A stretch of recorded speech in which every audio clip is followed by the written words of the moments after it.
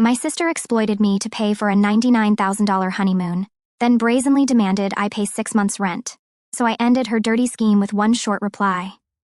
I should have known better from the moment my sister Sophia announced her engagement to Kevin. There was this sinking feeling I couldn't shake. It wasn't that I didn't want her to be happy, I did. But Kevin? The guy is a walking stereotype of the golden boy who never had to lift a finger in his life. His family treated him like a prince, and frankly, he acted like one. Still, when the wedding came around, I did my part as the supportive brother. I paid for the flowers, the catering, and even covered the extra cost of her wedding dress after she overspent. I chalked it up to sibling duty, especially since Sophia and I didn't have the kind of background where you could just ask mom and dad for help. Growing up in the system, we'd been through too much together for me to turn her down, even when she was pushing boundaries. 2 weeks after the wedding, Sophia called me. She and Kevin, now officially Mr. and Mrs., were ecstatic, but then she dropped the bomb: "We can't afford a honeymoon." I immediately felt the weight of where the conversation was going, but I stayed quiet and let her finish. She went on about how this was a once-in-a-lifetime thing and how they deserved to start their marriage off on the right foot. Then she hit me with, "You're the only one who can help us make this dream come true." Sophia had always been good at making me feel guilty. I hesitated for a moment, but then I gave in. I told myself it wasn't just about her. It was about making sure Kevin stepped up and showed he could support her in the long run. Besides, she was my sister. I'd stepped up for her when we were kids, so why stop now? After some research, I booked them a week at a 5-star resort in the Maldives. The works: ocean view villa, all-inclusive package, private excursions. The flights alone cost a small fortune, but I wanted her to have something she'd never forget. In the end, the trip cost me just under $99,000. It wasn't money I was comfortable throwing around, but I told myself it was worth it. She'd never get an opportunity like this on her own. The funny thing is, even as I hit confirm on the booking, I had this nagging voice in the back of my head saying, "This isn't the end of it." And as it turns out, I was absolutely right. When Sophia and Kevin returned from their honeymoon, I stopped by their house to hear all about it. I figured they'd be beaming with gratitude and raving about the trip of a lifetime. I mean, I'd pulled out all the stops: crystal clear waters, luxury spas, candlelit dinners on the beach. What more could they want? I knocked on their apartment door, and Kevin answered, looking like he just rolled out of bed. He gave me a half-hearted, "Hey man," before heading for the couch, not exactly the enthusiastic response I was expecting. Sophia appeared a moment later, all smiles, and ushered me in. We sat down at the kitchen table and I asked her how it went. Sophia launched into a recap of her week. Snorkeling, a sunset cruise, massages. She mentioned how amazing the food was and how the staff treated her like royalty. But then, out of nowhere, she sighed and said, "It's been so amazing, but it just went by too fast. It's a shame you didn't book it for 2 weeks instead of 1. I thought she was joking. I even laughed and said, "Well, maybe next time you can extend it yourself." But Sophia didn't laugh. Instead, she shrugged her shoulders and said, "Yeah, maybe." Kevin, for his part, remained glued to his phone, not even bothering to join in. That was the first red flag. As we sipped tea, the conversation turned to how they were settling into married life. A few months before the wedding, they had moved into an apartment they could barely afford, even with financial help from Kevin's parents.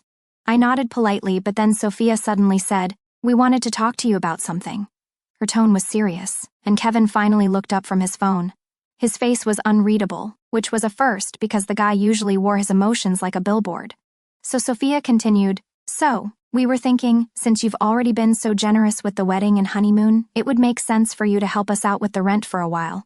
Just for 6 months or so, to give us some breathing room." I blinked.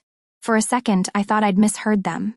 They weren't asking, they were telling me. I even repeated it to her just to be sure. "You're asking me to pay your rent for 6 months? Sophia nodded like it was the most sensible thing in the world. "Yes, just until Kevin finds something more stable. You're the only one that can really help."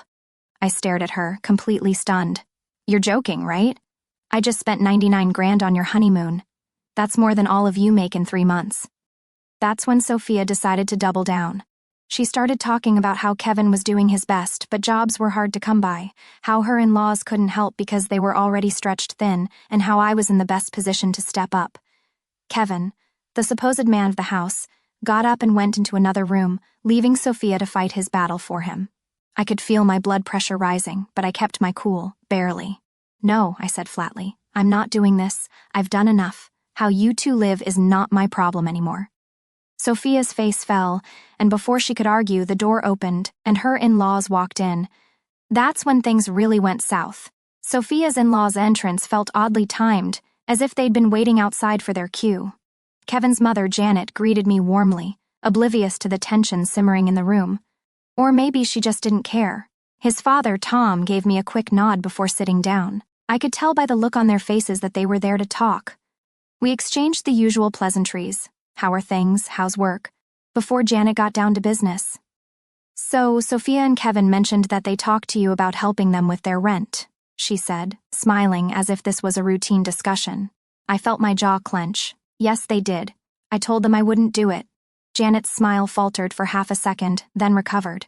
Oh, I think you should reconsider, she said. You've been so generous already, and this would just be a little extra help to get her back on her feet. I couldn't believe what I was hearing. A little extra help? I just spent 99 grand on their honeymoon. That's not a drop in the bucket to me. Tom chimed in. Well, you're in a position to afford it. They're young, starting out. That's what family does. I laughed, but there was no humor in it. What family does? You're literally sitting here asking me to pay your son's rent while you're his parents. Janet bristled. We've done a lot for Kevin, but you don't have children of your own, so maybe you don't understand how hard it is for young couples these days. Oh, I understand just fine, I shot back. What I don't understand is why Kevin, a grown man, can't get a job that pays his rent. Sophia jumped in at this point, desperately trying to save the situation. It's not Kevin's fault. He's been looking for work, but it's just not the right time. And honestly, you've always been the one we could rely on. You have the means, and it's only for a few months. It was like I'd fallen into an alternate reality where everyone had lost their minds. You know what? No, I've done enough. I'm not your personal ATM. If Kevin needs help, he can get a job. Any job. There's no shortage of places that are hiring. Hell, construction sites would love to have someone like him. Janet's tone changed instantly from sweet to sharp. How dare you talk about my son that way? He's too smart for manual labor. And besides, you're her brother. It's your responsibility to help her when she needs it. I stood up. No, it's not. I'm her brother, not her parent, and certainly not her bank. If you're so concerned, why don't you pay her rent? After all, they're living with you now. The room fell silent. For a moment, I thought that might be the end of it. But then Sophia, of all people, decided to throw gasoline on the fire. You've always been selfish, she said. You think you're better than the rest of us just because you have a decent job, but you don't understand what it's like to struggle. That hit a nerve. I looked her dead in the eye. I don't understand. You and I grew up in the same orphanage. Don't you dare act like I had it easy. The difference is that I worked my ass off to get where I am. You could have done the same, but instead you sit here defending a guy who won't even fight his own battles. Kevin chose that moment to re-enter the room, probably because the shouting was getting too loud to ignore. He looked at everyone and then said quietly, I think we should just drop it. Finally, something we could agree on. I grabbed my coat and headed for the door. Don't bring it up again, I said. You guys can figure it out for yourselves. As I walked out, I heard Janet muttering under her breath about how ungrateful I was. Sophia didn't stop me, but the look on her face as I left made it clear that this wasn't over, and I was right. It wasn't. I thought leaving Sophia's apartment that day would be the end of it.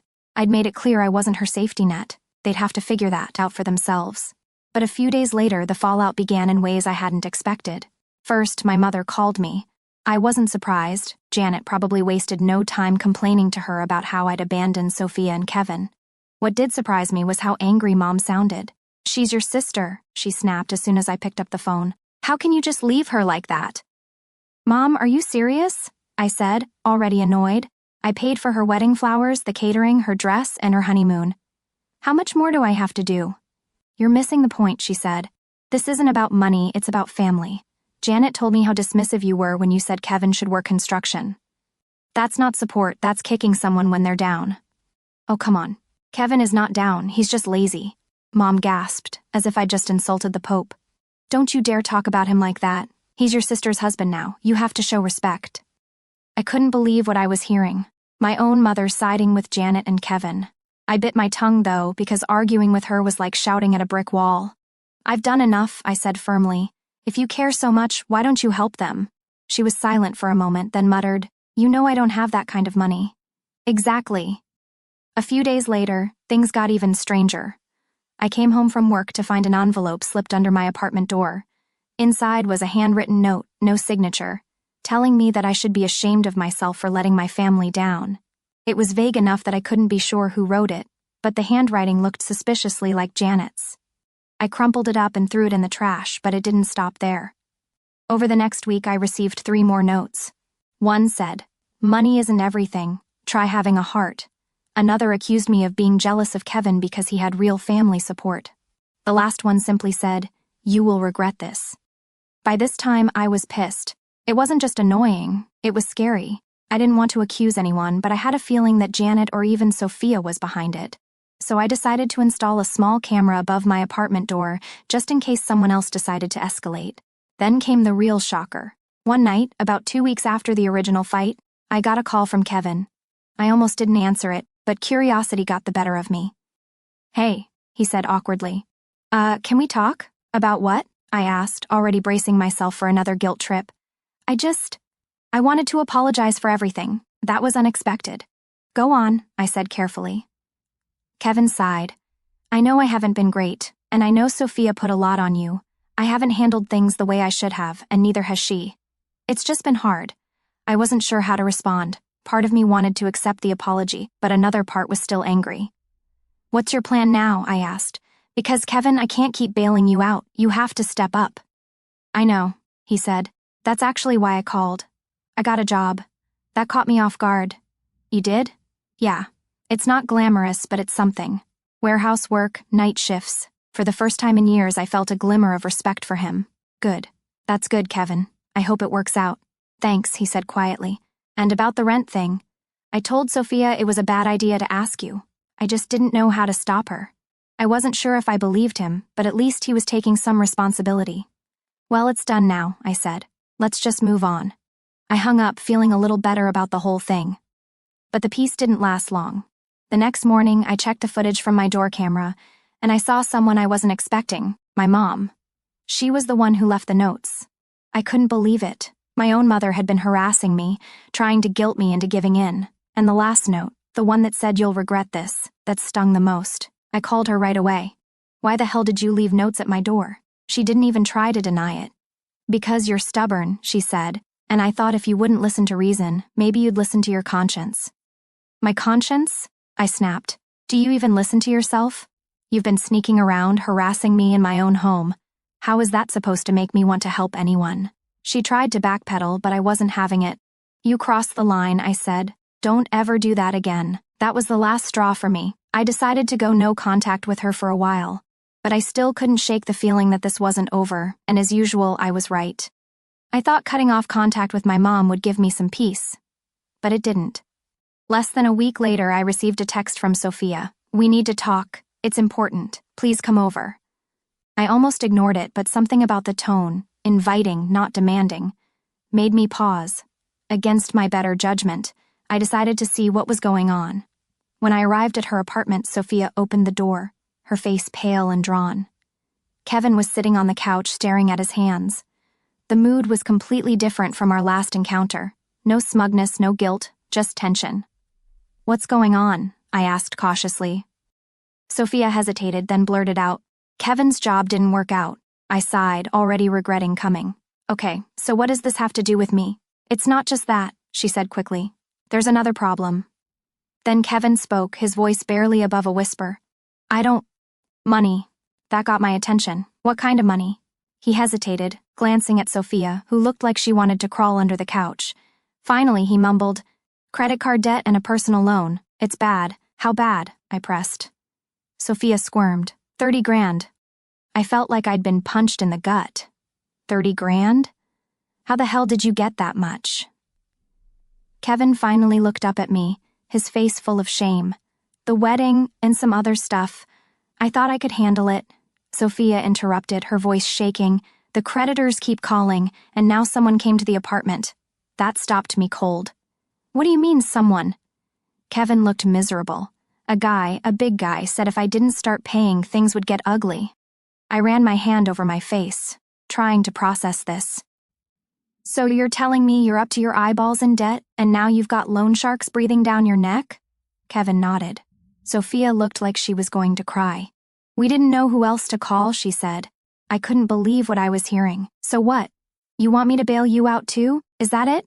No, Kevin said quickly. I mean, not exactly, Kevin, Sophia cut him off, her voice sharp.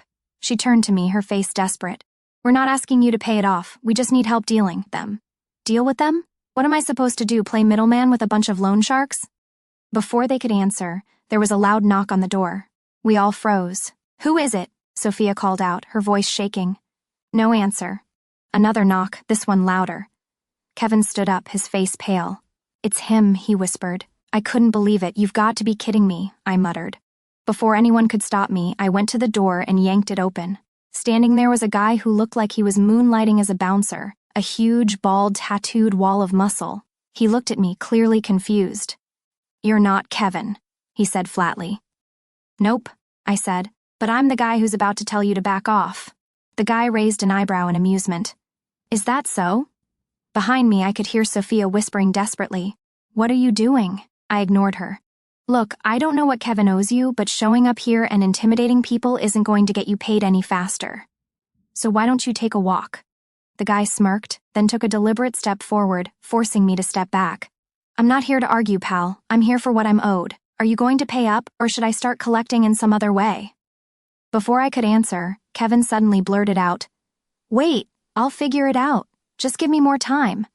The guy looked past me at Kevin, clearly unimpressed. That's what you said last time. The clock is ticking. I was about to say something else when the guy leaned closer and said in a low voice, You might want to stay out of this, buddy. Things could get messy. Then he turned and walked away. The moment the door closed, Sophia burst into tears. Kevin just sank back onto the couch, looking completely defeated.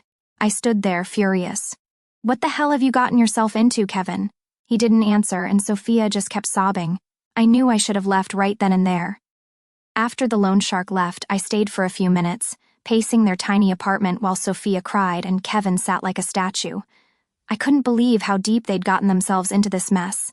30 grand in debt, threats from loan sharks. That was unreal. But at the same time, I knew this was their mess, not mine. All right, I finally said, breaking the tense silence. Here's the deal. I'm not paying your debt, not 1 cent. You got yourselves into this, and you're going to have to get yourselves out.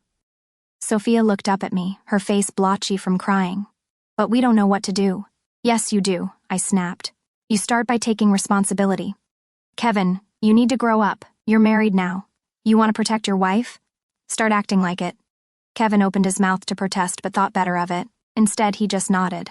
I'll help you. Once, I said, holding up a finger.